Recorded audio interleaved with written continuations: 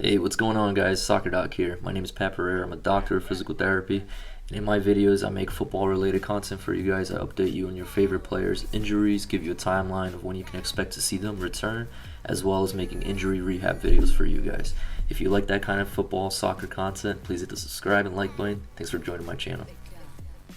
In this video today, guys, we're going to cover Kevin De Bruyne's injury that happened yesterday, May 29th, 2021. We're also going to go over his timeline for return. When can you expect to see him again? As well as if you can expect to see him playing for Belgium in Euro 2020, the tournament coming up in a few weeks. Alright, thanks for watching. Let's get to it. Please hit the like, subscribe button if you're new to my channel. Appreciate you.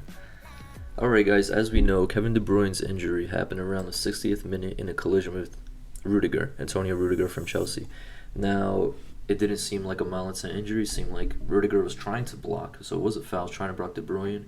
Had his shoulder in the way. He didn't really nudge into De Bruyne, but De Bruyne ended up colliding with his shoulder. Immediately, you'll see De Bruyne's teammates come over, and Kyle Walker standing right over him. You'll see him even point to the medical staff and point right to the eye, showing that there was an injury right to the eye socket, and it swelled up immediately. The injury happened immediately.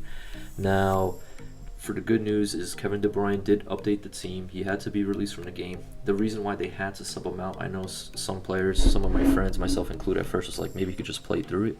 But what happens is, from a physical therapy standpoint, that's my specialty. When you suffer that kind of injury to your eye socket, you have to be subbed out of a sports match, because if there's another collision that were to happen, you could suffer more extreme damages to your facial structures where you might need surgical intervention to even fix, or because of the extent of the injury, from the swelling that he had in the eye socket, his nose, and he collided with Rudiger's shoulder, there's possibility of a concussion, there's a possibility of head injury, and when you have head trauma, you have to eliminate the possibility of getting reoccurring head trauma in the same match, because that can just cause more and more brain damage.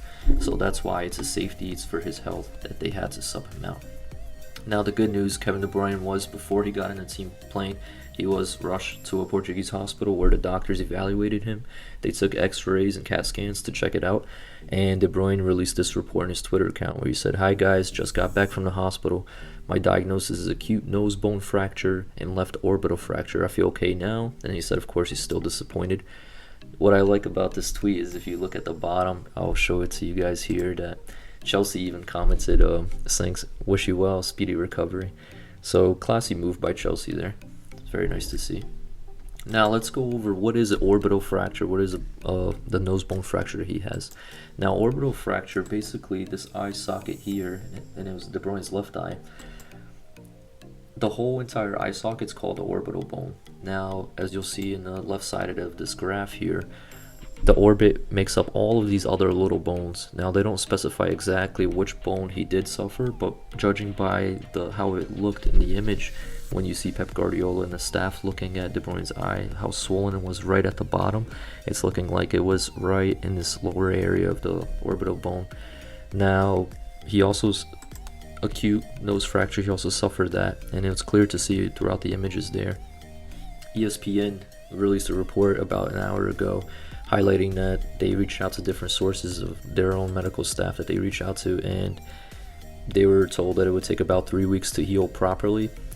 Now, this does place in doubt whether he will return to play for Belgium in the group stages of the Euro 2020, but they will at least give him a face mask to wear during these games to help him progress. It's all going to depend if three things: if the swelling goes down, if when you palpate, when you push on the bones, if the bones aren't moving, it's not really producing him much pain, and 3, if he can run and jump and head the ball and all of these things without producing much pain to this area. So if it's all intact, hopefully we can see him again. Now, the sources are saying it's going to take 3 weeks. Now, Belgium has a game coming up, and I believe it's against Russia. Yeah, their first game will be against Russia, so he might end up missing this game because it's not going to be in a 3 weeks range. Right now, it's just May 30th. The Russian game is, let me see here for you guys, I believe it's June 12th. So the Russian game is coming up very soon. Yep, June 12th, it's the Russian game, so that's not going to be in time. Most likely he will miss that first match against Russia. Roberto Martinez has stated that he will give De Bruyne at least this week to heal, and he will keep him in the squad, of course, even if he misses the Russian game. So he's not going to be released from the Belgium squad. and we hope to see him make a safe return soon. We can expect, from my physical therapy standpoint, and also knowing the athlete that De Bruyne is, of how much he does want to get back on the pitch to play for Belgium. It's an honor for him to represent his country. The second game against Denmark will be June 17th. I could see him making an appearance in that game, even if he's subbed in past halftime, maybe the 60th or 70th minute. But I believe he'll definitely be there by the Finland game. So I do expect, my soccer dog prediction is that the Denmark game, he will be there for on June 17th. Alright guys, I hope you enjoyed this video. Please hit the like, subscribe button if you enjoy this type of content. Appreciate you watching my clip, and thanks for joining my channel. All the best, Soccer Doc.